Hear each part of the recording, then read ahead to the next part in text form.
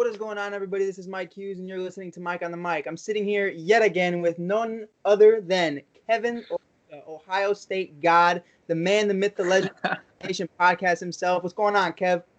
What's up, Mike? Good to be back. We got the Bears talk in there. We got the Cubs talk in there. So it's time for some Bulls talk. Excited to get after it, my man. It's time for some Bulls, bro. Sitting a pretty 10-14, and it's kind of a shitty record. They're 11th overall right now, I think, in the East. It's not as expectations are, what we want right now. We wish we could be in a position to be like the Heat or the Knicks fighting for that 8th seed. But we're very close to it. We're right about like a game and a half away from being that 8th seed. Otto's out, Wendell's out, Laurie's out, and we're still finding a way to be close and competitive in games. I wanted to ask you, so far from this Billy Donovan rejuvenated Bulls front office, what do you think so far about the Chicago Bulls and the steps forward they're making?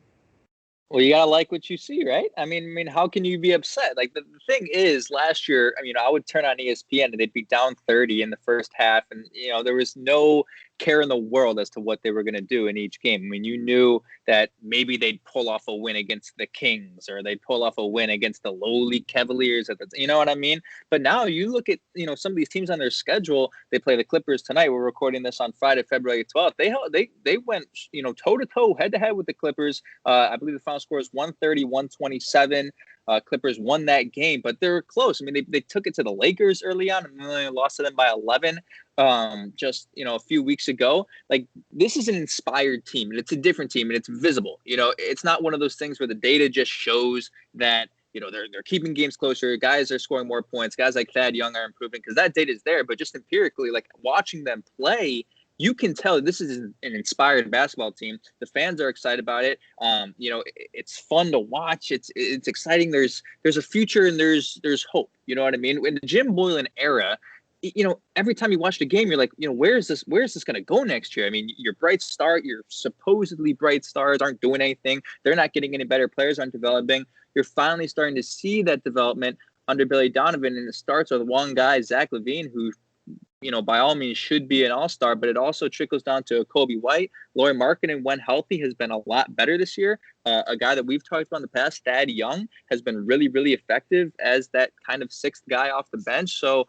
you got to love what you're seeing right now. And it's like you're at the point where, hey, I'm excited to watch Bulls basketball. Like, the Bulls play tonight, let's go. I'm excited to turn it on and watch it. Where in the past, it's like, the Bulls play tonight? All right, I'll watch Zach LaVine score like 25 points and I'll turn it off. You know what I mean? Right. And you made a great point. The Jim Boylen era. I thought I'd never have to talk about this ever again. I was going to keep it in the past, lock it in a closet, and never speak on it and pretend like it never happened. Because honestly, I wish it never did.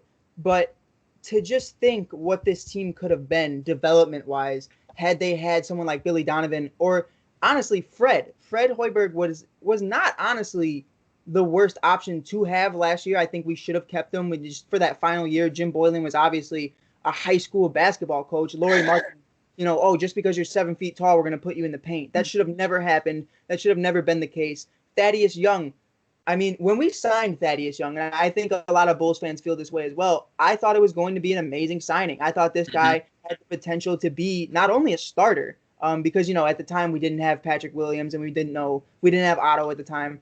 But my biggest point was I thought Thaddeus could be a huge playmaker. And under Jim Boylen, I'm going to be quite honest, I didn't see one Thaddeus Young highlight last year. I really didn't. You never saw it. You never saw the opportunities. I saw Felicio more than I saw Young, more than I saw Coby White pretty much, because he never got the opportunities he should have gotten. You see guys, I don't know how you feel about it's like a quarterback situation where the first year at point guard, you're kind of just going to you're going to sit and be mentored. And I'm watching LaMelo Ball hit triple doubles off the bench when he should be starting this whole time. I love Scary Terry, but dude, get the hell out of here, bro. Like, LaMelo should be starting. I think we're in a different day and age where this quarterback type of, learn the offense. You don't need to do that. We don't need this. But my next question for you, and it's a big point. We're going to be talking about Zach LaVine making the All-Star game and all that good stuff. But Patrick Williams, and, I'm going to say it right now. I knew Patrick Williams was going to be a good pick. I knew Patrick Williams was going to be, something special. He had game. There was no disrespect towards him when we drafted him. My issue was Obi Toppin, Denny Avdija, and others I thought, personally would fit this scheme better. But from what it looks like we have a little Kawhi on our hands. It looks like a little Jimmy Butler 2.0 scenario where we might have a great defender for years to come. Are you surprised that Patrick Williams is taking this huge jump? And what do you expect from him more? Because I want that third scorer on this team. I think that's going to be the big difference maker. I think he's playing a little too, not like safe, but I think he should be getting a little bit more touches. Well, yeah, I mean, he hasn't been as aggressive, and it's not act like Patrick Williams, the greatest scorer on the team, or even, among the greater scorers in the draft. That's not the reason why he was drafted. I think Bulls fans have to accept that to an extent that, you can make the Kawhi comparisons in certain areas as far as his defense, and some of those other areas, and you just look at the pure size and the tangibles, their hands are comparable, just the way they play, the way he shoots the basketball looks exactly the way Kawhi shoots it. And it's uncanny, but you haven't seen those flashes of elite scoring level yet. You know what I mean? Like, he hasn't been able to just, be a pull-up spot shooter at the elbow. He had a 3 the other night, but he doesn't appear to be the greatest 3-point shooter. So I'm not expecting Pat Williams to be a guy who's going to light it up every night and score all over the place and be effective in that area. But quite frankly, you don't need you don't need him to be that. He's on this team right now to play fantastic defense and be a solid piece on offense. And that's exactly what his role should be. I'm not saying he's Dennis Rodman, but he's more to me a role of a Dennis Rodman type role than a guy who's an elite scorer.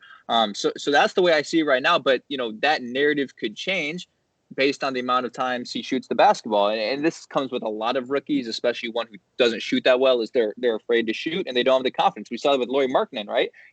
Years past, he didn't have the confidence to just drive in the lane and go for a layup or just, do all these things he's capable of doing, and no one knew why. So it's on Billy Donovan to instill that confidence into Pat Williams, because you can kind of tell he's sort of a reserved guy in general. Yeah. He seems to be kind of playing conservatively. And it's one of those things too, where he is a very, very raw player.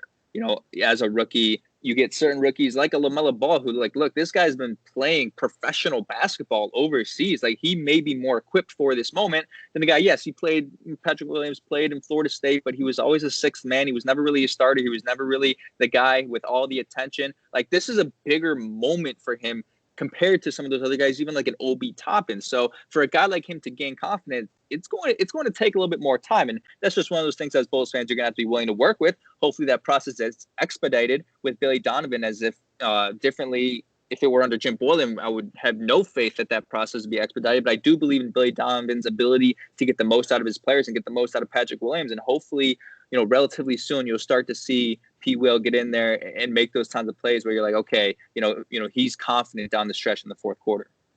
Definitely. I completely agree with all that too. And to add to your point about the Dennis Rodman, not comparison, but like analogy, right. Because I don't want people to go out there and think, oh, Kevin's saying this. That's not exactly what he means at all. What this is basically saying is, what I think of it, and I think what's a little bit closer to, Pat Williams, is a Draymond Green, just a more athletic and a better scorer version of that. Yes. And frankly, I think, for the future, and I want to get into it with the future with you because there are a lot of unknowns. And I'm sorry, I know I say it all the time, Michael Porter Jr. should have been drafted instead of Wendell, frankly, because, well, we need him right now. No, we didn't. We really didn't. We were in no position where we needed him. Zach wasn't in. Zach was still injured. Coby White was not even – he was in North Carolina. We could have, gotten away with that, possibly even gotten a better draft pick because of the fact of not having Wendell. But the future questions I wanted to ask you, not only with Pat, is the future of Laurie Markkinen right now. There's a lot of rumors going around that he does not that he doesn't want to re-sign, but he is not by any means taking a pay cut. He thinks he deserves this top money. Now, we see this all the time. How many games have these guys actually played together? When you look at Zach and Coby, it's a lot. They have played a lot together. When you look at the whole five as a whole, Laurie and Wendell have missed games time and time again. They are just inconsistent and very unhealthy, and it's not their fault. It happens when you're young. It happens when Laurie Markkinen, just as well as I do as an athlete, trying to go from this skinny twig to this giant, massive man like Giannis Antetokounmpo did. It takes a lot on your body, especially when you have games. But for you, we have the rumors, and I want to get into it with you. Lonzo Ball for Laurie Markkinen is something that people are talking about right now. Otto Porter Jr.'s name has been thrown out there. What does Lonzo Ball mean to you after the couple nights performances where Coby White is kind of trying to prove that he's that number 2 scorer on the team? Well, I think he's at the point where he has proved that. And again, that's a little bit of recency bias there because of that phenomenal performance against the Pelicans. But I think everyone knows that's the direction it's going in. Like, there's not much of a debate that that's who he should be. He should be that number 2 scorer, and he's kind of assuming that role as of late. But I'm in on Lonzo. I'm cool with that, but I'm not necessarily all in on trading Laurie. Yes, the injuries are there, and it's definitely a merited issue because, look, the best ability is availability. You'll hear that from everybody, right? I mean, you can be the greatest player in the world, but if you can't get on the court, then what's your value? And his value has significantly diminished because of the amount of injuries he's had. And that could affect the way he gets traded. His value had he played all the games this year and in the past would be a heck of a lot higher than it is now. But because it's like every 2 weeks, he's got a toe injury, he's got a wrist injury, he's got a shoulder, it's always something it's never a season-ending injury. It's just like something that's small and it lingers around. But Otto Porter, he's a solid piece, but he doesn't mean anything to this team. They're no different, they're no better or worse without him.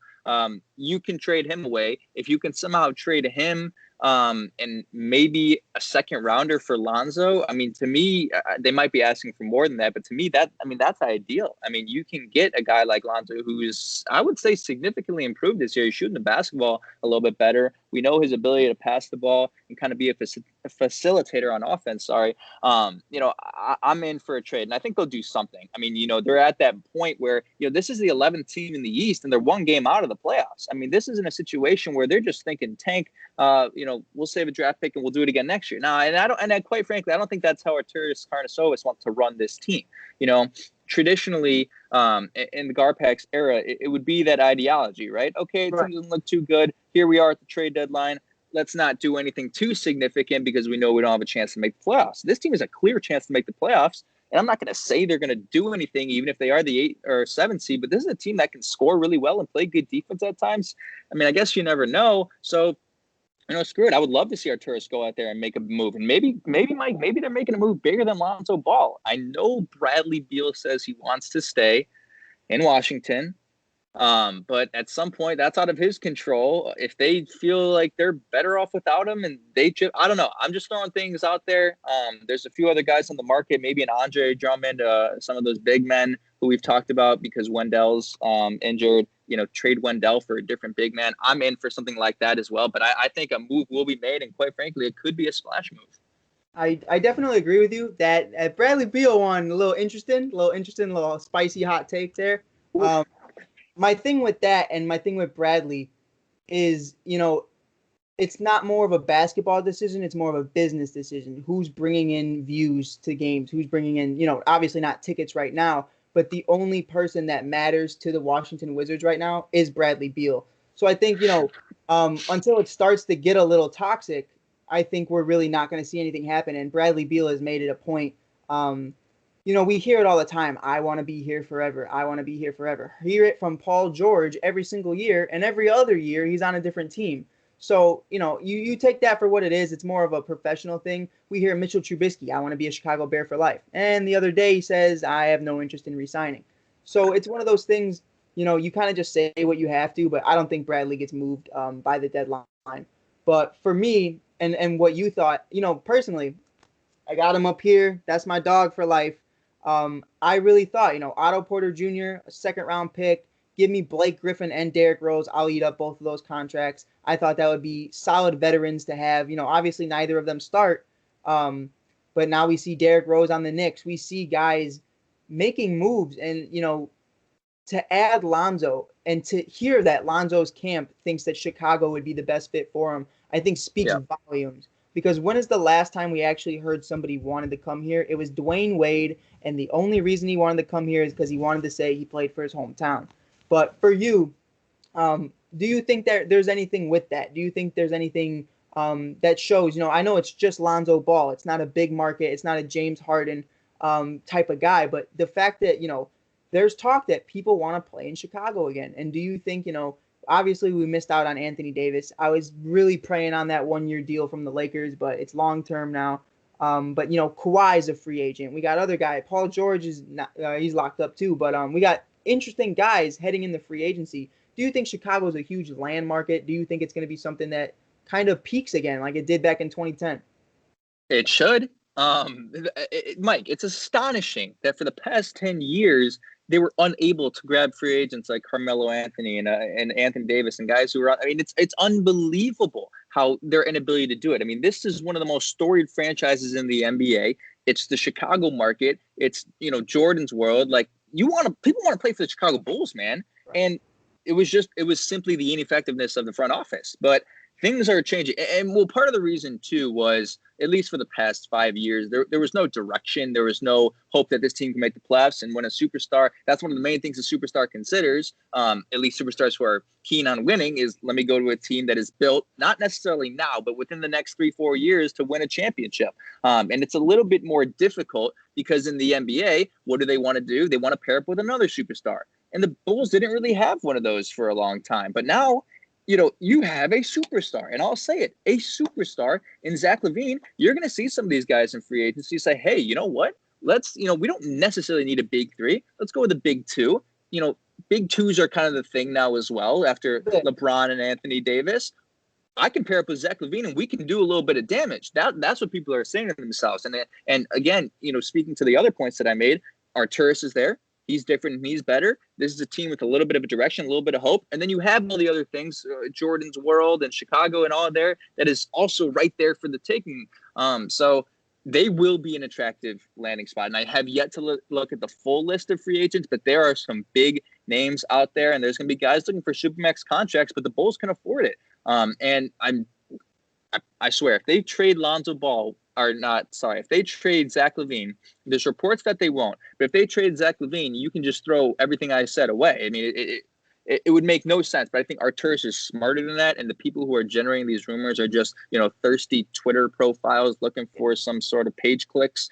Zach LaVine is not getting traded. You have the opportunity to bring a superstar in and have a deadly duo of Zach LaVine and somebody else this offseason. I'm really excited for it. Definitely. And, like you said, those thirsty guys that just make a tweet to get out there. I don't know if you saw it for baseball. Bob. Don't know who the hell Bob is. Never heard of him in my life. But apparently the Mets had a deal with Trevor Bauer. 6 hours later, Dodgers signed him. And it's just one of those things where it's just disgusting. And you see it with David Montgomery. Any little thing anybody says gets blown out of proportion now. Just because everyone wants to be the next Stephen A. Smith. Everybody wants to be the next Ken Rosenthal. Everyone wants to be that. So they do what they have to do. But if we're looking at it by the stats, I got them pulled up for you right here. We have Zach LaVine averaging 28.2 points per game, 5.5 rebounds, 5.5 assists. This man last year, 25 points per game. His first year in Chicago, 23.5. It's honestly, it just keeps getting better and better. And it reminds me more of, a lot of people say, oh, he's going to be one of the best scorers in the league. It's kind of like a Bradley Beal kind of story to me, where it's like, it's very quiet. It's not, something where you see like LaMelo Ball throws an easy lob and it's on ESPN. He's not going to get those hype that he should get. The hype that Zach LaVine is not getting right now is disgusting to me, because the fact that he wasn't an all-star last year blew my mind. I understood, Derrick Rose, I love him, but I understood why he didn't make the all-star game. I understood that there are a lot of things that go into that. But if Zach LaVine is not an all-star by the end of 2021, it's one of those things where you think about the Pro Bowl, and I'm not going to take the Pro Bowl seriously because it's a fan vote, and everybody inside of the front office wants to get certain people in there for views. And frankly, if Zach LaVine's not a part of that, I think the whole thing is just a scam. 100%. But what I really wanted to talk to you about, and what really just doesn't make sense to me, is just the complete disrespect, like you said, about trading Zach LaVine. Here's my thing. 2 years ago, if this is the draft with Ja Morant, Zion Williamson, and stuff like that, it's definitely an opportunity to have this conversation. It's definitely something, well, if we can package Zach LaVine and a first-round pick to get a future star in Ja Morant, that's something you can consider. That's something we can have this conversation. Not something I would want to do, but it's something you can entertain. Kevin, am I going to trade Zach LaVine right now for Cade Cunningham going into 2022? Why would they go, well, we want the picks. We want the picks. This is not Garpax. Garpax era to me is over. And it is over. And you said it earlier too. It's championship or bust. And that was their mentality. That was the mentality they were giving to us. And basically what it meant was, every year we're not going to be a champion, so let's just have an excuse to be a bust. With Arturas, I feel like Right. it doesn't matter where we place as long as we're better than we were the year before. And that's really what I want to get into it with you. I think, we talked about it yesterday. How many teams really run the 3-guard offense? Not many.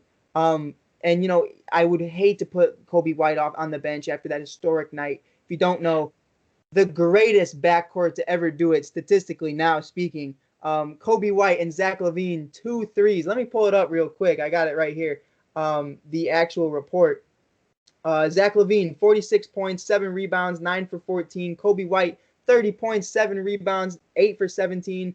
Percentage-wise, that's a little shaky, but they were hitting their shots. They were doing this. That's statistically both hit 8 threes in that game. That is the franchise record. Klay Thompson never did that with Steph Curry. LeBron never did it with Kyrie. It's one of those things where you look at it and you go, these kids are special. Coby, for me, is not a true point guard yet. I think, one day he could be. I think you could figure that out throughout a couple off seasons with Billy Donovan. But for me, adding Lonzo Ball, have Lonzo Ball be one of the number 1 ball handlers. LaVine's still your number 1 scorer. Coby is your third or second, depending on, what happens with Patrick Williams in the future. For you, and I'm not going to say, Lonzo's on the team. I'm not going to say that's for sure. But if this were all to happen, what do you think the direction is for the future? What do you think is the next big free agent? Do you move on from Wendell, or do you just try to keep upgrading this bench and get, guys like Thaddeus Young a little bit more role supporters? So this is a hypothetical as if we got Lonzo? Pretty much, yeah.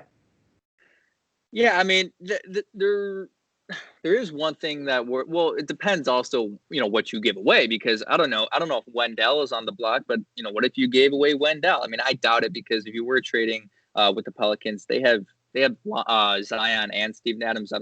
They would have really no need for Wendell, so I guess he would stay. I don't have a ton of hope for Wendell, if I'm being honest. I mean, he's a younger guy, but you haven't even seen those. I mean, I guess you can say you've seen flashes, but they haven't been consistent enough for you to believe that, oh, okay, in the future he's going to be a top 10 center in the league. I don't think you've seen those kinds of things yet. But the direction of it is good. I mean, if they get Lonzo, it'd be kind of different. Again, you mentioned the 3-guard rotation there. We don't see it often, but it would be new. It'd be different. You would probably end up rotating Lonzo and Coby in there, more than you'd be running a 3-guard offense and just, swapping those guys out, because Coby is still young. He's still 20 years old. And although he's having increased minutes, like, it would still be good to, mix a veteran in there. But real quick about Coby, I think the one thing that you need to start seeing from him is more domination on the floor. When you think about the best point guards in the game, I mean, you can visibly notice that they are running the court. They are reading the defense. They're running what's going on. I feel like you don't quite see that from Coby yet. And a large part of that comes from the mental aspect of the game and understanding what is in front of you when you look at a defense and dissecting it and figuring out where the ball needs to go and what plays you need to run. It's like a rookie quarterback, right? Or a first-year quarterback. I mean, guys aren't doing what Aaron Rodgers does in their first 3 years. You know what I mean? So that's what you need to be seeing out of Coby. And sometimes you see that out of Lonzo Ball. So it's a learning thing as well. Like, Lonzo's only in his 4th or 5th year now, but he's still a veteran. He can. Is it 4th? Yeah, I think so. 4th. It's 4th.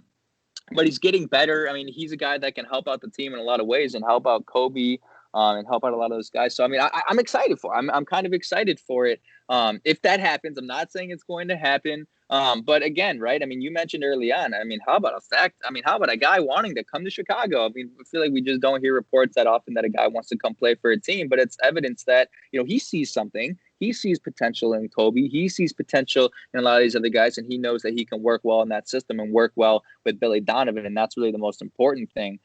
So, yeah, I mean, if that were to happen, I've seen a lot of people like that move and think that would be, a pretty good move for them. And as opposed to a few years ago, where if you told me we were trading for Lonzo Ball, I'd be like, what the hell, what the hell are we doing here? But he's significantly improved. So that is something that fans should potentially look forward to at the deadline. See, and that final point was that point I was hoping you would reference, because a few years ago, not even last year, if I looked at us, there were rumors that we were going to be trading for Lonzo Ball, and I hated it because, we had a guy who didn't even understand if he was going to start Chris Dunn or Coby White. So I mean, I was not down to add another third piece to a guy who wasn't even. I didn't even know. There were rumors Jim Boylen was keeping his job. There was rumors Garpax was going to be extended, and there were so many things that we were so uncertain about. And I think, Bulls fans really just I was talking on Facebook with my buddies the other day, and people really didn't even understand. They said, well, first thing we got to do is get rid of the front office. And I go, what are you talking about, dude? We just got a new front office. And people are, what? It's the fact that they don't even realize that we have a new front office. Bulls basketball is so irrelevant for so long. And I don't blame them. Would you watch? I wouldn't have watched any of it.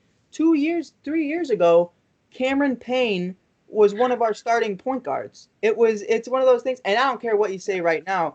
Coby White, to me, not you specifically, but the fans, Coby White to me is just one mental step away from being one of the top guards in the league within the next 5 years.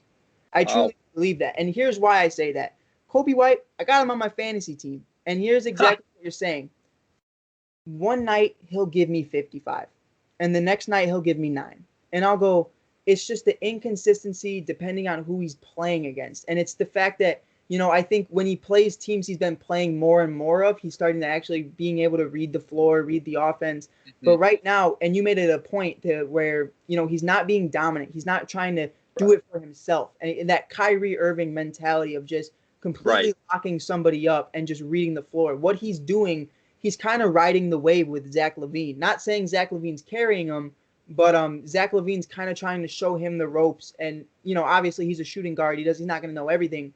But he's just trying to kind of ride with him so they can do it together. I think Coby kind of needs to not detach himself, but kind of make his own statement while also feeding Zach LaVine.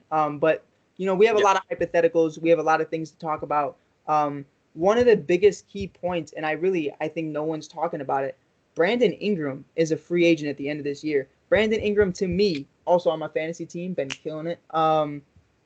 He's one of those guys I think could truly be an MVP in a few years. He's one of those guys, you look at the stats. I don't know if you're looking it up on the computer right now. Brandon Ingram is a dog. He is almost a 7-foot-tall monster with scary tattoos and a hot-ass playlist if you follow him on Instagram. That kid listens to straight drill. I love him. He listens to some good shit. But he's got one of those dog mentalities that I think the Bulls need. And I think, back in the 90s, the Bulls were representing Chicago as it was back then. And I think it was, blue collar, hard workers, and they did everything they needed to do, and they didn't take shit from anybody. I think that's exactly what we need from guys right now. We need guys who are like the younger versions of us in Chicago. We're hungry. We want to win. We want championships. We understand the culture, the narrative that we're trying to create. Billy Donovan is not Jim Boylen, where it's all turn off the music, do this, run suicides. We're going to do high school practice drills at 5 a.m. When you're getting paid $300 million, I'm going to treat you like you're 16. Billy Donovan's one of those guys where he's going to let, guys like Ingram, Marketing, LaVine just do what they have to do and just focus on their game. So for me, for you, it's one of those things where I really don't even know, where to go with it. For free agency, there's so many different positions we can add. Like you said with Wendell, I know I'm kind of going on a tangent right now, but Wendell, man, I don't mean to be that guy, but I've seen this man. I've seen more highlights of him falling out than I have of highlights of him being successful. I've seen this man miss more threes than I have seen him make shots. And, he was taking a lot of threes, to be fair. But, I just don't think it's there. I don't think it's there for Chicago. I don't think he is the future. Daniel Gafford is one of those guys I wish could step up heavily offensively. That man is scared to just shoot a shot. He really is. I mean, he's either going to catch you on a poster or play great defense. So I think Andre Drummond, Brandon Ingram, all these other guys, I think those are great ideas. I think they're great philosophies. But we're going to focus on right now. We're going to have conversations about right now. For you, what is the expectation 2021 and free agency? Brandon Ingram would be great, but I don't know if that's going to happen. I mean, he, like you mentioned, he's MVP candidate. I would imagine New Orleans is going to re-sign him, but Kawhi Leonard has a player option. He's going to say, hey, little man, P. Will, let's team up. I'll teach you the rope. I'll show you the ropes, and let's do these things together.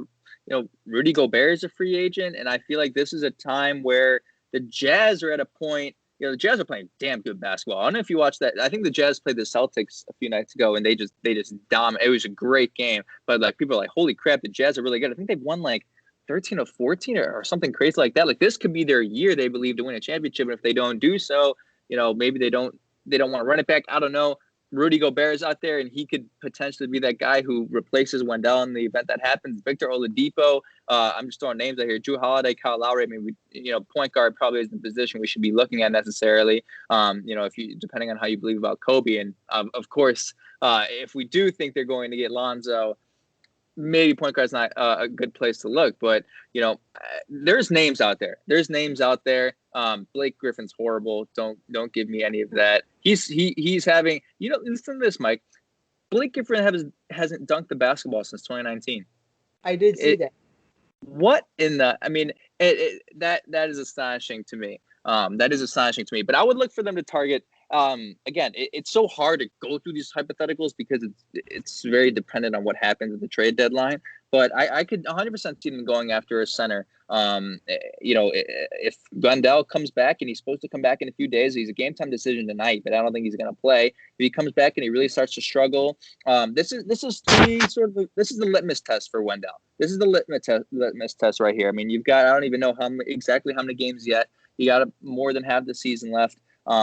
This is the test for him about, are you going to be a piece to this team going forward, or are you going to walk out of here with, nothing to give? So we're about to find out. I mean, it's hard to play through these things when you still have this much season left. And I make this point for Coby, so I feel obligated to make it for Wendell and really for every rookie and young player, is that in the NBA, as opposed to the NFL, and not the MLB, but we can't expect players to be that good that quickly, because in the NBA, it just doesn't happen. And people know this. I mean, in the NFL, you can have guys come out in their first year and be some of the best players on the team. And that sometimes happens in basketball. If you're a guy like Michael Jordan, and it happens rarely. LaMelo Ball, it could arguably be the best guy on his team aside from Gordon Hayward. Like, these things don't happen often. So there is a case to be made that he does deserve a little bit more time. So I can't be hypocritical and say, well, Coby deserves more time, and we need to settle on him a little bit after everyone was getting riled up because he had a bad stretch of games and he's only 20 years old. I kind of have to apply that same logic to Wendell as well. But part of it is the promise that you see. You do see promise in Coby, and that prompts people to say, okay, he deserves more time. I need to see more promise from Wendell in these next X however many games they have left, to show me, okay, this is a vital piece of the team going forward, because it would be nice to have a guy you drafted, the guy, you built up through the system, be your center long-term, but you just got to see it at a higher rate, and he's got to freaking shoot the basketball better. I mean, I don't even want to look up his field goal percentage this year. I'm not going to, but he just needs to be a little bit more well-rounded in a lot of areas if he wants to be a piece of this team going forward. And I completely agree. And first, I want to address the Blake Griffin situation. The Blake Griffin situation, I think a lot of people are laughing at. But the way I see it, it's Derrick Rose's situation is the same exact thing. There's two ways you can go about changing your game. You can either attempt to change it like Derrick Rose and actually go full into it and try to be that guy, other than the guy who's, dunking insanely, doing these 360 spins. And that we all know and love of Derrick Rose. I mean, the explosiveness is obviously still there for Derrick, but he chooses not to use it. I can't think of the last time I saw a Derrick Rose dunk. I don't know if you could. You haven't seen it in years. And the reason you haven't seen it is because he is fully driven at becoming the next stage of his career. And that next part, when what it's like to be injured, I know what it's like to be injured. You change your game. And sometimes, you can go revert back to the way you originally were and add on the pieces you've learned, but some guys can't. For me, the way I see Blake is someone who doesn't care to change his game. You know what I mean? It's one of those things where it's like, oh, I'm not going to dunk because I know I'll get injured, but I'm not going to go out of my way to try to drain a three consistently or get just be a prominent scorer with the basketball. He's not trying to be that guy. I think he's just not collecting a check, but, just riding out his days as a Piston and trying to get the hell out of there. But to address what you said especially with Wendell, I think of it as looking at as a teacher standpoint. Obviously, there are kids in classes that struggle, but it's the kids that are attempting to get better and that show promise that you want to work with. The kids that, and it's a strong analogy. The kids that are always going to the bathroom, which are Wendell Carter Jr., getting injured all the time, being in the hallways, literally doing nothing 85% of his season. And when he is on the floor, it's the same stuff we've seen since 2018. There's nothing new. You saw him trying to get that three ball. It's not there. It was very forced. It was Billy Donovan experimenting. It's the one experiment that Billy Donovan, I think, pushed a little bit too hard. Wendell trying to get the three ball. You just don't really see that. You don't see that at all. Even Joel Embiid, love him, but, shooting the three ball is not his specialty. It's not their goal at that position. So really, with Wendell, I have no idea what to even do, what to call it. Not that it's like a farewell tour for Wendell coming up soon, but it's one of those things where it's like, your head's on the block, dude. Like there is no future planning around Wendell Carter Jr. right now. I wouldn't even say, 2 years ago, I'd say Wendell was part of the big three that you're looking, the future of the Bulls. You got Laurie, Zach, and Wendell. And now it just seems like, even Laurie isn't that top three anymore. We got Coby, Zach, and Patrick Williams is on the rise. Yeah. And it just all comes down to work ethic. And I'm not saying he doesn't work hard, because I'm sure he does. I'm sure he wants to be healthy. Yes. But it's one of those things where I think your mentality and just egos, I think, mean everything. And I'm not saying he has a big ego. I'm not saying, that he's toxic to the team. What I'm saying is, you try to be that center that everyone knows you are. And frankly, I think sometimes you just got to change your game and be whatever you can be. There's some people that think he should be a power forward if he can get that shot. I think that's a stretch. I think that's not good for him. I hated it. I hated Jim Boylen doing it. But it's one of those things where you really do have to just put everything on the table and say what's going to work best for me, because this is a championship caliber team, Kevin. I don't think people realize that. They're not going to win right now. They're not championship contenders right now. But you put these guys all in their prime, and what do you get? You get Laurie Markkanen's a sniper. You got Coby White can be a great scorer. Zach LaVine is your number one scorer. You got Patrick Williams could win Defensive Player of the Year at one day or be a candidate. And then what does Wendell do? I really haven't figured out what Wendell does yet. I can't figure out, what is his thing. He has a decent defense, don't get me wrong. Yeah. But then he fucks it up by fouling out so early in games. And I'm not trying to be a dick, but it's just like you haven't shown me enough for me to define whether you're going to be a solid defender for half of the game until you fall out, or you're going to be a solid defender for the next 5 to 10 years on the Chicago Bulls. So, frankly, I got one last question for you, because I know I've had you here for a little while now. Really, moving forward, who is on this team long-term do you want? Who is someone that you think, not only are we building around this, but we're at the point where we just need a couple more rotational pieces, and then, once development kicks in, we're there.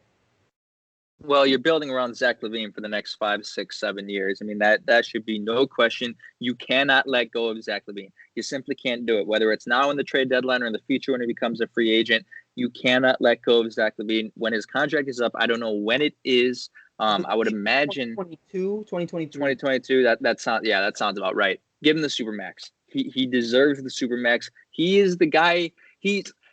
You talk about players who embody the city and embody the fan base. I do feel like Zach LaVine is that kind of guy to a certain extent. Like, he's not afraid to take risks on the court. He's always, making his play, and he freaking cares about the game, man. I mean, he plays with a whole lot of intensity. He cares about this team. He cares about the city. He's the guy that you're going to build around, regardless of anybody you bring in, regardless of whatever player you bring in. He is the rock. He's the core of this earth that is the Chicago Bulls. Okay, he's the core of it. And then you build around Coby. We know that the sweet life of Zach and Coby have you have your backcourt solidified. There should be no questions about your backcourt. You don't have to go out and try to search for a different point guard. You have the shooting guard. Your backcourt is solidified. Don't even worry about it. Put that to the side. Then you start to look at the front court and wonder, okay, there are some question marks there. You can build around Laurie Markkanen. I think you can do that. I think we need to see a little bit more from him, but I think you can build around Laurie Markkanen. Do you agree to an extent? Here's my thing with that, and I know you're going on a tangent, so I don't want to interrupt you, but my thing is right now, Brandon Ingram wants a supermax, and the Pelicans have made it clear, they probably won't do that because they want to give it to Zion, they want to give it to others, they want to see what happens with Lonzo. My thing is, both of them, gonna on expiring deals. The Chicago Bulls are in a situation where we have our starting five, we really do, bearing injury.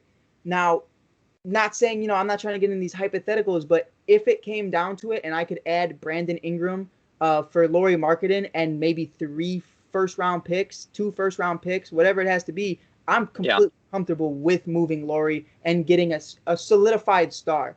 Because I don't know. Well, no, it's one of those. I think it's one of what you're trying to say is you're comfortable doing it if you get a guy who's better than him at the position. You know what I mean? Like, you don't want to ever downgrade in a position, and Laurie has that potential, and you don't want to necessarily go take a risk on another guy and have him be worse. But if you are getting a guy like Brandon Ingram at that position, it's like, holy shit, okay, that's an upgrade. That would be amazing. But at the moment, we don't. That's a bit of an unknown. So Laurie's out for 2 to 4 weeks, but when he comes back, I mean, it's another one of those things where you have X amount of games here to prove your worth. I mean, it's your third year. No, he's fourth. What is his year now? It's 4 or 5. It should be fourth. Wendell's in his third. And I said this with the Wendell already, but like, this is your time to make a name for yourself and decide at 2021, okay, we are going to build around you. We know we're building around Patrick Williams. And then there's that question mark at center. So you mentioned it earlier, like you have your starting 5. Like in the past, there were so many question marks. Like we didn't even know, like you mentioned, we didn't even know if Chris Dunn should be on the court at all. Half the city, half the fan base, not half the fan base, but half the city didn't even know who the players starting each night were. I mean, we have an idea of who this team is. You know what I mean? And I think that's what's comforting right now as fans is like, okay, this is a team that's going to compete, and we have guys for the future. We have guys to build around. There was nobody to build around in the past. Aside from Zach LaVine those past few years, there was nobody to build around. There's nobody to get excited about in the future, nobody to, draw attraction to the team. But now you're starting to see the Bulls, show up on highlight reels. You're starting to see the Bulls get some attention from Bleacher Report, from House of Highlights. Zach and Coby are making, history. I mean, when I was told that stat, I couldn't believe it. I couldn't believe they were the only tandem, the only duo in NBA history to hit 8+ threes in a game, each of them. I thought that was an unbelievable stat. Like, the evidence is there. Everything is there. Right. I do feel like what you think is they're a puzzle right now, and they're one piece away. And for you, that piece is Brandon Ingram. For me, that piece could also be Brandon Ingram. It could be any one of those superstars. It could be it could be a Rudy Gobert. It could be hell, Kawhi Leonard if there's an outside chance that happens. If the Clippers win the championship this year, that is very likely. It's the same exact thing that happened in Toronto. He said, okay, I'm going to go to Toronto, win a chip, and I'm going to go over somewhere else and make some money. You know what I mean? He's probably thinking the same thing. I mean, it is a player option deal, but he's like, okay, I'm going to go get the chip in LA, and I'm going to go to Chicago and help my boy P. Will. You know what I mean? So that's what I feel. They're one piece away. They have the core. Now it's just you got to start adding, the frosting on top of the cake. You know what I mean? Here's what I'm going to say. I'm going to keep it a buck, too. I think regardless if he wins a ring or not, I don't think that's what keeps Kawhi Leonard. I think what keeps Kawhi Leonard, and it's a hot take because, you really haven't – they've been trying to keep it under wraps for so long, but it keeps getting out. Now you have Lou Will, Montrezl Harrell. He's gone. You have Lou Will and Pat Beverly. They're on the trade block. Why? It's because they hate Kawhi. If those two are still on the team by the end of the year and they don't get traded, and you've heard them say it time and time again, they're tired of him being babied. With the missing games, they're tired of him. There's rumors he's late to plane rides. He holds up the team. All of this stuff. You can look into it. I promise you, Kevin. I know you're looking at me like I'm crazy, but Kawhi Leonard, as quiet as he is, from what I've heard in LA, has been a prima donna for them, and it's kept under wraps. It's not talked about much, but you do hear bits and pieces of it, and you've seen the frustration with Kawhi looking at PG. PG's there long term. There's nothing they can do about it. And I love that from a front office. You have a horrible playoff. Not my front office. Please never. I'm not saying give Felicio a 10-year deal because he had a rough go, but get that man out of here. But it's one of those things where I think Kawhi's gonna get out of there as soon as possible if these guys are still there. And to add to your point, guys like Andre Drummond scare me. If Rudy Gobert, perfect, love it, it's amazing. I mean, the man shut down the whole NBA, for Christ's sake. The man can do anything. No shots fired. I mean, that was. You look back on that, and you see him coughing on the mic and stuff. That's insane. But that was bad. That was bad. Very bad, but very understandable, I guess, for the time being. I guess my final question, though, whether it's Gobert, whether it's Ingram. Before I get to the question, actually, because I see you're a little feisty today. I'm liking the energy. I want to ask you, playoffs. If Tom Thibodeau, Derrick Rose, and Taj Gibson face off against the Chicago Bulls at some point or another, what do you think that atmosphere is like? There's no way it would ever happen. It's I would say statistically impossible. But if it did happen, that would be something, man. That would be something. You got to give a little bit of respect to what the Knicks are doing over there, man. I mean, they're building something good. Tom Thibodeau is a coach that I knew would bring them back, but that atmosphere would be electric. I mean, I still feel like Bulls fans, rightfully so, cling to that era. You know what I mean? They cling to that Tom because that was the last time the Bulls were great. You know what I mean? Yeah, that Rose era. That was a really good, team that. Again, I make this point again, but I make this point because I just watched The Last Dance again, and they were talking about how Chicago's a blue collar city, they're blue collar fan base. That's exactly how those guys played basketball. Taj Gibson, Carlos Boozer, Jimmy Butler, like they were a hard nosed team that wasn't afraid of LeBron James, and wasn't afraid of those those big guys in the league. So if they faced off in the coming years, because it can't happen this year, I just don't think it's possible unless one of those teams surges. And they end up with like a 4 or 5 matchup. That's probably the only way. It would be electric. But this year, man, I mean, I already mentioned it. The Bulls are 11th in the rankings right now, in the playoff rankings. But the Hawks are currently the 8th seed, 11 and 13. The Heat are the 9th seed, 11 and 14. The Knicks are 11 and 15, and the Bulls are 10 and 14.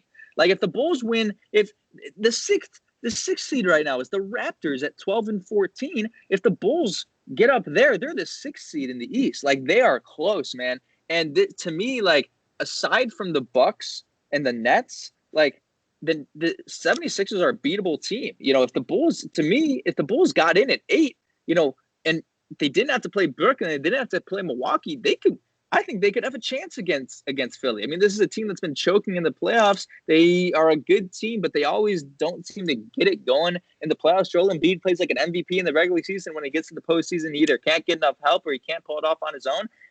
I'm not saying they're going to do anything special, but I have the evidence, and we have the evidence to believe that they are not afraid of those upper echelon teams, and they feel like they're close. And when you have a dominant scorer like Zach LaVine, like a guy for them who can take over the game. Like you don't need to play a perfect game of basketball, a perfect full team game of basketball for them to win a playoff game or for them to win games going forward. If you have Zach LaVine put up 45 and then have some of those other guys like Coby White be strong contributors with 20 plus points, you don't need everybody to chip. You don't need your whole bench to chip in 10 points. Although Garrett Temple can do that, although Thaddeus Young can do that, when you have a dominant scorer like Zach LaVine and the player he's evolving to become, you can make some noise. So playoffs, I mean, hey, man, we're talking playoffs and the Bulls in the same sentence. That's something we haven't felt in 5 years. At least feels good to say that, my guy. And that's, you made a great point, and it's all about the mentality in the playoffs and having that, which was my final question for you, and it has to do with the playoffs and not only being there but making them. Do you think Coby White, Patrick Williams, we've seen it time and time again. We haven't even seen Laurie Marketing and Wendell Carter enough to see how they would perform under that amount of pressure. Do you think these guys are ready? Not to take the chip, not to go to the finals. Obviously they could go to the finals. You saw Jimmy Butler lead a young Heat team. Zach LaVine has that dog mentality. And I promise you, Kevin, I will go out and make this statement right now. And I'll just say it. If Zach LaVine gets snubbed of the All-Star game, we are going to the Eastern Conference Finals. I promise you. That man, the mentality that man will have, and the amount of times he will be driven to bring them somewhere where he feels like he's getting recognized, I think we can make it all the way there. I just think there's just, like you said, 1 or 2 teams that are in the way. Me personally, I am more afraid of the 76ers than I am of the Nets, simply because, dude, I mean, the Wizards bodied you with 140 points, and Bradley Beal wasn't even going off like that. Yeah, that's a fair point. Real quick, you mentioned the Heat from last year. I think that's a good comparison because they kind of broke the narrative last year. Because, I mean, quite frankly, the way it is in the NBA is the best teams make it and the guys with the superstars make it. You know what I mean? The LeBron teams, the Giannis teams make it. And the Heat said, no. I mean, we're going to play good team basketball. We're going to figure it out. And at this very moment, I know you're not going to want to hear this. Zach LaVine's a better player than Jimmy Butler.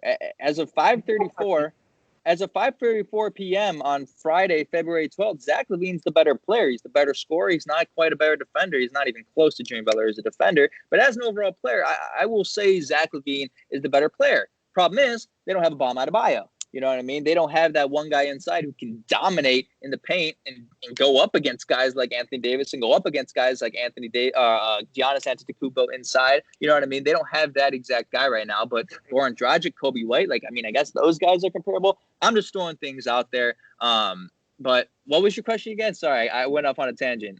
No, you're good. And before I ask you, I think you made a beautiful comparison right there. I think, that's a fact of adding Lonzo, adding that final piece. You have a Goran Dragic kind of in Lonzo, which is the veteran that understands how to actually facilitate the ball and actually how to make plays. I see Kobe White being more of the Kendrick Nunn that we saw early on in 2020, not towards the end. He kind of fell off. He's having a hard 2021. But, that kid was top 5 in Rookie of the Year. He was Polo G, made a song about him. It's going off. But my question was, do you think these guys have the mentality to actually make Yeah, right. Sorry. Yeah, they have it. They have it, man. Look, the mentality doesn't come down to each specific player. It can come down to the superstar. You know what I mean? Like the superstar has to have the mentality, but it comes down to the coach. That's where the mentality is born. That's where the mentality starts from, and the mentality is fed off of what the coach, throws out there. The mentality was horrible. The philosophy under Jim Boylan was horrible. There was no belief. And that's the big word that I want people to take away. Everyone who's listening to this or watching this on YouTube, take away the word belief from this episode, because that's what the Bulls have right now. That's what should be engraved in your mind. They have belief, man. They don't play scared. They like Zach LaVine is not a scared player. Like, he knows he's one of the best players in the NBA. When LeBron comes to town, when Kawhi comes to town, when some of these better teams come to town, it's not, oh, you guys are the top dog. It's like, no, we're going to fight. We're going to be right there with you, man. And Billy Donovan has instilled this mentality into them. And that's why I have confidence that they can go into the playoffs and be prepared for this moment. Yes, you have young players, and Zach LaVine is still a young player who's never been to the playoffs before. Kobe White's never been. I don't think anybody on the roster, aside from Thad Young and Garrett Temple, have ever been to the playoffs before. I don't think anybody has. So, yeah, there is a little bit of, concern there. Okay, are they ready for that moment from a pressure standpoint? And pressure is a totally different thing to talk about because that just comes with the environment of the moment. But from a mentality moment, from a preparation standpoint, I think they are totally there. And I wouldn't be saying this if they were getting blown out by the upper echelon teams in the NBA. Have they beaten a lot of top-level teams? No. Have they kept it close? Yes. And that, given the current state of the team, given where they're at, is really all you can ask for. You'd like to see them, rattle off a few wins down the stretch against, some of those better teams, but that they can do it. That they will have a chance. That you can turn on the television and know that they're going to put their body on the line, put it on the line to go out there and win every single game. And that's new for them under Billy Donovan. So yes, they are ready. I think they're ready for the moment. I think once they get there, they have the mentality and the work ethic, and these guys and this coaching staff have put together something to where once they get to that point, it's go time and they can do something. So that's exciting, man. Yeah, man, I completely agree. We're going to be seeing red in the playoffs, hopefully someday very soon. This has been Mike Hughes from Mike on the Mic, sitting here with my boy Kevin Lapka. I hope you guys enjoy this episode. We have Tim Jennings coming to the show sometime next week. We can't wait to see that. Can't wait to have these conversations. It's been amazing. If you want any other videos, you can go check behind in the library. It's going to be amazing. Kevin, thank you for being here. Hopefully soon we can talk more Bears. JJ Watt, we'll have to see. Oh, for sure, man. Appreciate you.